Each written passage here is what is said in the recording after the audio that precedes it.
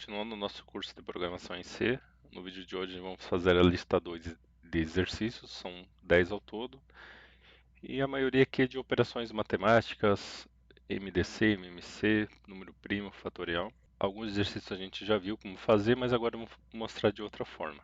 Então aqui o primeiro exercício, fazer um programa para receber do usuário um tempo em segundos correspondente à duração de um evento qualquer, por exemplo, um jogo de futebol. Calcular e mostrar ao usuário o tempo equivalente em horas, minutos e segundos. Eu criei três variáveis do tipo inteiro: segundo, a hora que recebe zero, e minuto recebendo zero. Peço para o usuário digitar a duração do evento em segundos e faço duas verificações. Se o meu segundo for de 60 ou mais, eu vou ter minuto. Aí o meu minuto recebe o segundo que eu digitei dividido por 60. Eu vou ter a quantidade de minutos. Então aqui 1 minuto igual a 60 segundos. Se o meu segundo for maior ou igual a 3.600 segundos, que equivale a uma hora, minha hora recebe segundo dividido por 3.600. Eu poderia já fazer um printf com a duração dos segundos que o usuário digitou, o minuto que eu fiz o cálculo, se vai ser zero ou maior, e a hora se vai ser zero ou maior. Daria para fazer assim, ou fazer de forma de relógio digital, aqui como no exemplo que eu digitei. A gente colocar hora, minuto e segundo. Para fazer isso, depois que a gente realizar as duas verificações, a gente vai para a terceira. Se o minuto for maior ou igual a 1, então aqui eu digitei 60, minuto é igual a 1, então 60 dividido por 60 vai dar 1. Eu faço essa condição. Segundo dividido por 60, o que sobrar no resto eu vou guardar na variável segundo. Então no caso, se eu digitei 60, ele vai dar 1 minuto, vai dar hora, não vai ser feito esse if, porque a hora não vai bater, porque está abaixo de 3.600 segundos, então a hora fica 0, minuto fica 1, e segundo, eu tenho que zerar o segundo, né? Ele não pode ficar com 60, então tem que zerar para ficar igual ao formato de relógio. Com 60 divididos por 60, o resto é zero. A gente também tem um problema com relação ao minuto, porque o minuto, chegando a 60, ele vira hora. Então a gente tem que resetar também o minuto a cada 60, 120, 180, né? Então a gente tem que fazer o reset. Como é que a gente faz isso? A gente vai pegar o valor do minuto, dividir por 60. Então, no caso, se chegar a 60 minutos, né, para a gente ter que resetar, a gente vai dividir esse valor por 60 e o resto, caso o resto seja igual a zero, o meu minuto vai receber zero. Então, seria essa a condição. Se ele for abaixo, aí eu já tenho aqui o meu minuto já calculado. Caso seja acima, ele cai nessa condição. Tá? A gente faz essa verificação. Caso dê 60 minutos, 60 minutos é uma hora. Então, se a hora for maior ou igual a 1, meu minuto vai receber o cálculo de minuto divididos por 60 e eu quero saber o resto dessa divisão. Meio complicado aqui ficou o código, mas é assim, a gente só verifica se minuto passou aqui de 1, né? Se for acima de 59 segundos, então 60 para cima, ele vai fazer o cálculo aqui do segundo para a gente ter que resetar, né? Porque chegou no 59, ele volta para zero. Eu não posso deixar, no exemplo aqui, uma hora, 1 minuto e 72 segundos. A gente tem que fazer igual do relógio, tá? Então por isso que tem esses dois if e o else if. E depois eu imprimo o resultado. Então o usuário digitou 3.662 segundos. 3.600 equivale a uma hora. Então está aqui. 62 segundos equivale a 1 minuto e 2 segundos. Então aqui ficou correto. Aqui, 1052. Como é abaixo de 3.600, 0 hora, a gente vai pegar um 1052 divididos por 60 para saber os minutos, que deu 17. A gente faz o cálculo aqui para descobrir o segundo. Então vai segundo divididos por 60 e o resto deu 32 segundos. Exercício 2. Fazer um programa para mostrar os 15 primeiros termos da série de Fibonacci. Os primeiros números de Fibonacci são... Aí ele faz 1, 2, 3, 5, 8, 13. A regra básica da sequência é, do terceiro termo em diante, cada novo é a soma dos dois anteriores. Para a gente descobrir qual vai ser esse número, a gente faz a soma dos dois anteriores. Então, 1 mais 1 vai ser 2. Para saber esse, a gente soma os dois anteriores, 1 mais 2, 3 e assim por diante. O que ele quer que seja mostrado? Os 15 primeiros termos dessa série. Eu vou iniciar aqui o x e o y aqui, que são os dois primeiros termos, né? Então vai ser x igual a 1, y igual a 1. O próximo número. E aqui eu fiz um contador, porque eu preciso chegar até o 15, que é o limite que eu estou precisando. E dentro do for ele vai ter o termo 15. Meu for vai começar no 3, porque os dois primeiros números já tem. Então, i vai valer 3, e o meu i então vai até 15, então ele começa com 3, vai até 15, e vai somando 1 a cada laço. Como é que a gente faz o cálculo? O próximo é receber x mais y, no caso aqui é 1 mais 1. Eu faço o cálculo, o meu x, que era 1, agora ele vai receber y, que é o número na sequência. E o y vai receber o valor do próximo, do cálculo que eu fiz.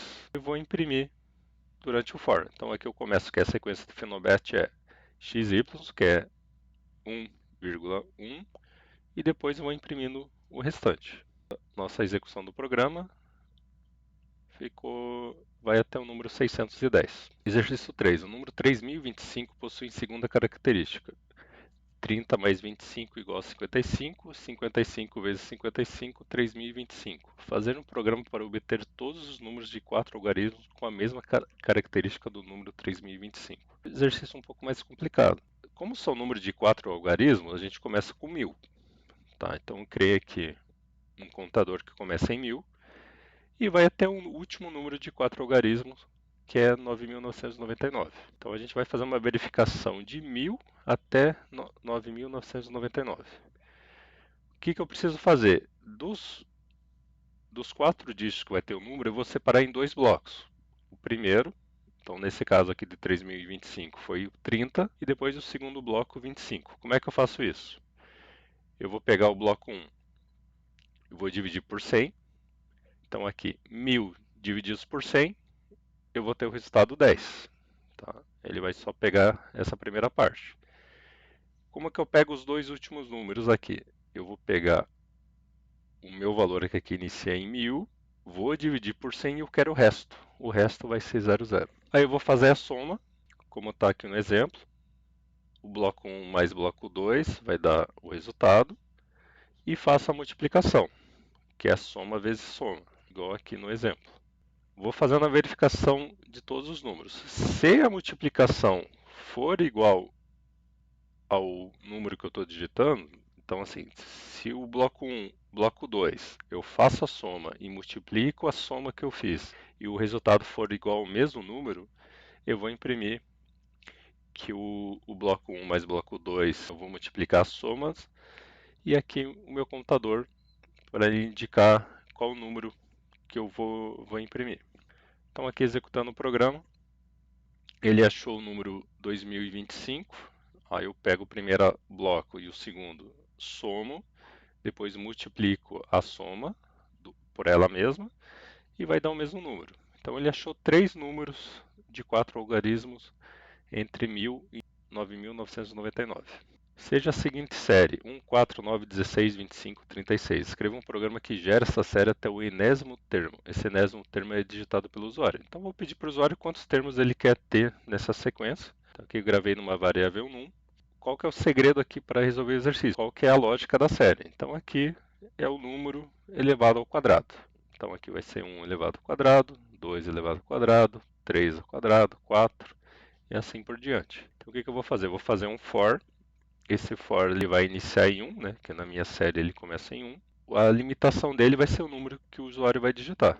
E eu vou imprimindo esse número. Só que aqui ele está sendo multiplicado por ele mesmo. Então é 1 vezes 1, 2 vezes 2, 3 vezes 3, né? É um número elevado ao quadrado. Então aqui eu faço uma multiplicação do meu for, né? Aqui ele inicia 1, então vai ser 1 vezes 1, e vou imprimindo até ele gerar toda a sequência, até o termo que o usuário digitou. Então nesse caso ficou 1, 4, 9, 16, 25, 36, 49. Então todos os números ao quadrado. 5 ao quadrado, 6 ao quadrado, 7, até chegar a 10, que foi o que o usuário limitou. Exercício 5. Fazer um programa para receber dois números inteiros do usuário e mostrar o seu MMC, mínimo múltiplo comum, e o MDC, máximo divisor comum. Então o que eu vou fazer? Eu vou pegar duas variáveis para eu calcular o MMC e duas para o MDC. Elas iniciam em 1, tá? MMC e MDC. O meu contador, nos dois casos, ele vai começar em 2, o contador I e o contador J. Então, o que eu vou pedir para o usuário? Digitar os dois primeiros números. Eu vou gravar na variável A e na variável B. Para não precisar, para que ele digite novamente os mesmos números, eu vou gravar na variável C o valor de A e na variável D o valor de B. Faço um laço de menos igual a 1000.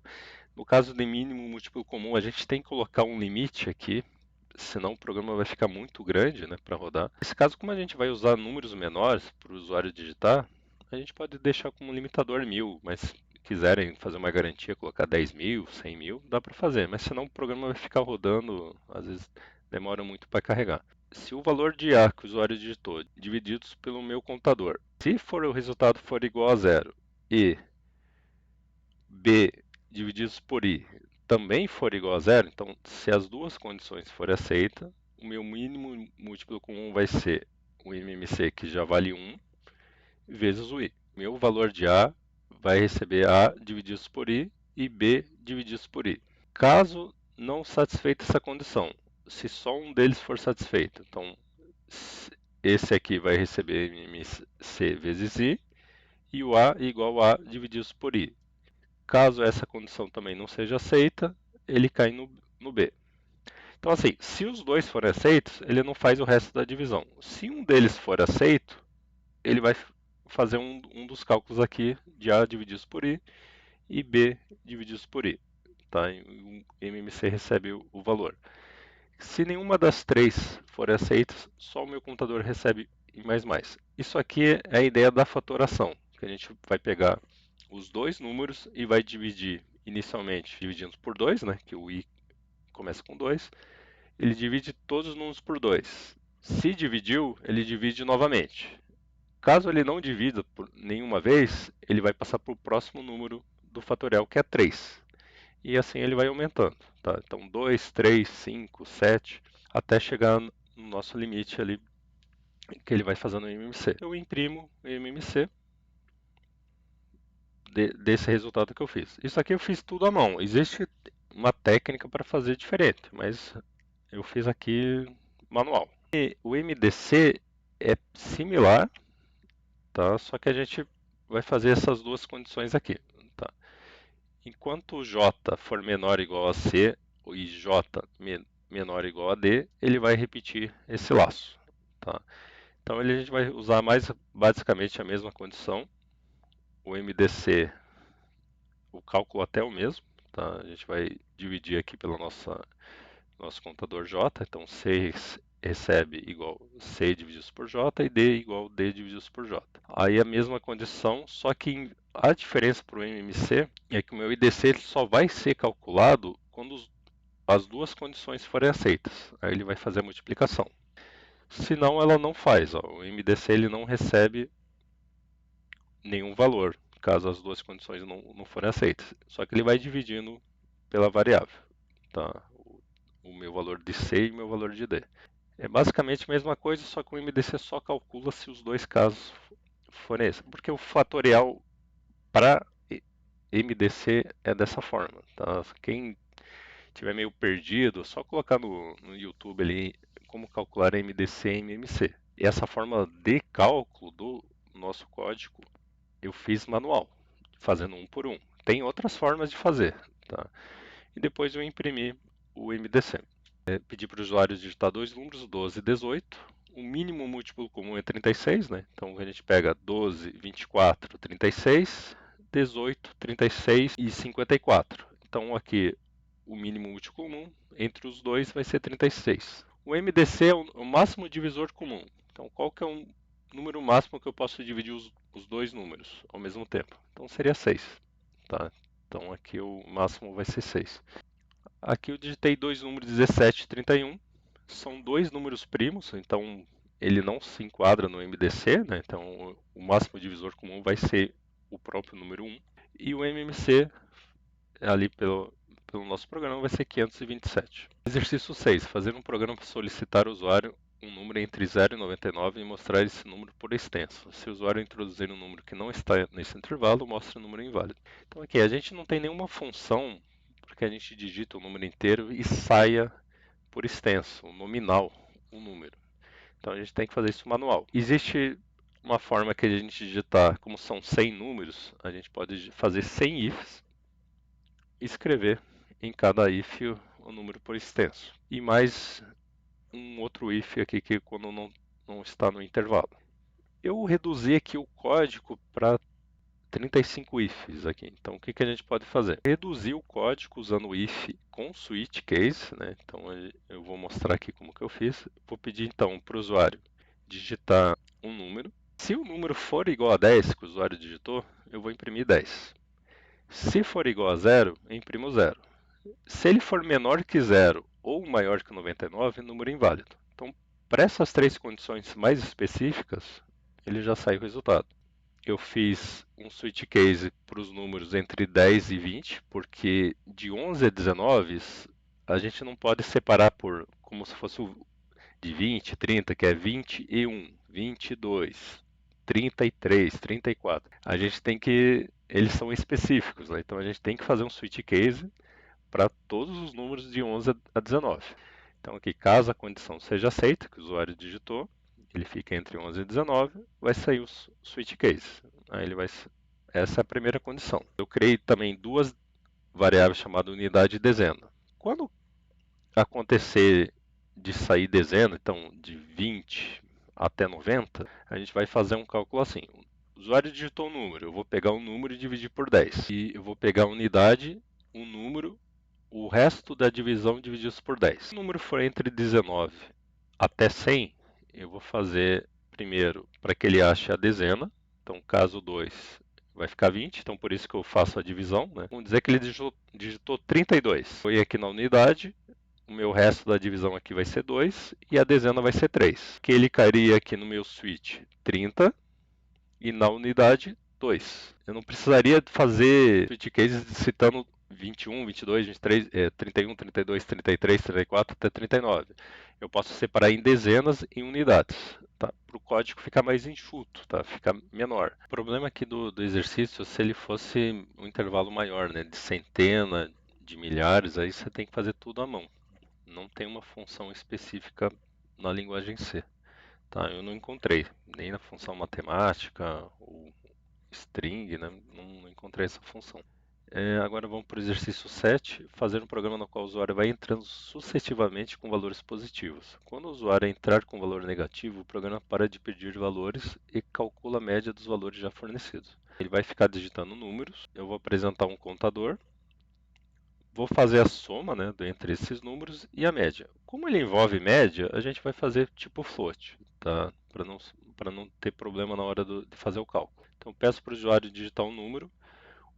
O meu laço de repetição ele vai ter o valor 1. Então o que acontece? Se o meu número for menor que zero, coloquei a função break aqui, o comando break, que ele vai sair do while, tá? Então, assim, o usuário digitou um número e esse número for abaixo de zero, essa condição aqui vai quebrar o meu laço de repetição e não faz o cálculo aí embaixo. Então, lá, pedi para o usuário digitar o número. Caso seja maior, caso seja um número positivo, ele vai somar um contador. Eu vou fazer a soma aqui no começo ela vale zero, mais o número que o usuário digitou. E a média vai ser a soma divididos pelo contador. Nesse caso aqui, o meu contador vale 1 inicialmente. Ele volta aqui para solicitar o usuário digitar o número. Ele digitou 10. 10 é menor que zero? Não. Então ele não faz o if, meu contador recebe 1, agora o meu contador vale 2. A soma vai ser o número que ele digitou anteriormente, mais o número digitado agora, e a média vai ser a soma pelo contador, no caso aqui é 2. Tá? E ele vai fazendo isso até o usuário digitar um número negativo. Então aqui, o usuário digitou 10, 5, 3, 4, menos 2, menos 4. Quando ele digita o valor negativo, esse aqui ele não entra na média, não faz a soma e não entra na média. Então aqui, 15, 18, 22, 24, 24 divididos por 5, 4,80.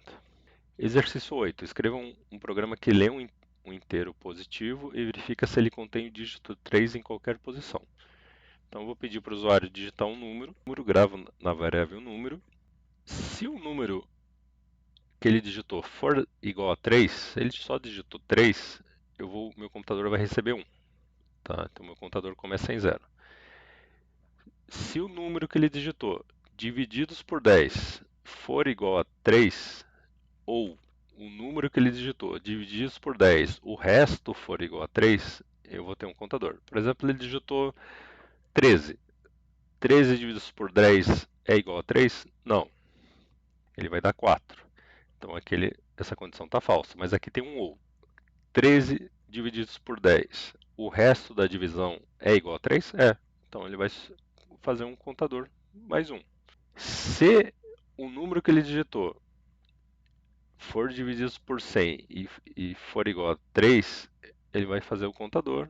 E aqui é o mesmo caso. Então, assim, se ele digitar um número ali de 100 até 999, ele vai cair nessa condição. Então aqui o meu limite seria até 999. Se eu precisar fazer mais verificações, eu vou aumentando aqui um zero na condição. Então, se eu preciso de 1000 a 9.999, aumento, faço mais um if e faço um contador. Então, o que ele vai verificar? Se o contador for igual a zero, ele diz que não consta o dígito 3 no número digitado. Caso contrário, ele vai informar que o dígito 3 aparece no número que eu digitei. Então, aqui um exemplo, 73, o dígito 3 aparece no número 73, 512, não consta o dígito 3 no número 512. Se eu quisesse informar quantas vezes aparece o número 3, eu poderia fazer um outro contador. Exercício 9. Escreva um programa para calcular o fatorial do número n, cujo valor é obtido através do usuário pelo teclado. Então, o número fatorial que você vai multiplicar um número pelo antecessor dele até chegar em 1. Então, por exemplo, 4. Você vai multiplicar 4 vezes 3 vezes 2 vezes 1. É esse resultado que é o que eu preciso para finalizar o programa. Então, pedi para o usuário digitar um número, gravei na variável num. Na verdade, aqui ele só vai aparecer ele só vai pedir para receber o número, nem fiz um printf, tá? E fiz uma variável chamada fetch, tá? Que vai ser o nosso contador, ela vai receber o valor 1. Enquanto o número for maior ou igual a 1, o meu num vai receber menos menos. Então o que eu vou fazer? Por exemplo, do número 4, fetch recebe 1, 4 é maior que 1? É. Então ele vai fazer esse laço e depois o meu 4 vai virar 3. Então, fetch recebe fetch, que vale 1, vezes 4. Então aqui o primeiro vai ser 4. Aí agora o num vale 3. 3 é maior que 1, então repete. Então o meu fetch vai receber o valor aqui, que é 4, vezes 3, que agora o meu num vale 3. Então fica 12. Aí ele vai repetindo. O próximo num vale 2. 12 vezes 2, 24. Quando o número valer 1, aí ele não faz o cálculo aqui e finaliza com o resultado. Fatorial 6. Então vai ficar 6 vezes 5 vezes 4 vezes 3 vezes 2 vezes 1. Aí ele dá o valor 720. E o valor zero, se o usuário digitar 0. Quando eu for iniciar o laço, eu já vou informar que uma variável fetch vale igual a 1. Só que ele vai na condição.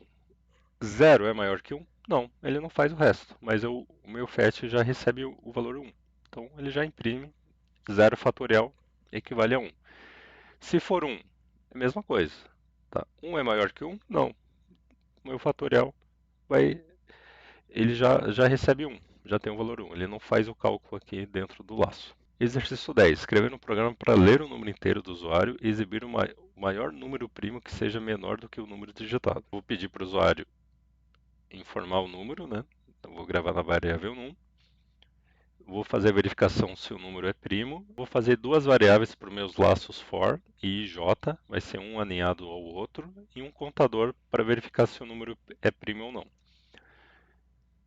O que eu vou fazer? Primeiro uma verificação, se o número digitado do usuário for menor que 2, ele vai imprimir que o número é inválido. Tá? Então ele vai ter, porque o número ser primo ele tem que ser dividido por ele e por 1. Tá? Então abaixo de 2 não tem nenhum número. Tá? Então Vai iniciar em 2, 3, 5, 7, 11, aí por diante.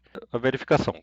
Meu primeiro i começa em 2, enquanto o meu computador for menor que o número digitado, ele vai acrescendo mais um de valor. E faço um segundo contador, começando também em 2. Enquanto ele for menor ou igual ao primeiro contador i, ele vai somando. E vou fazer uma verificação.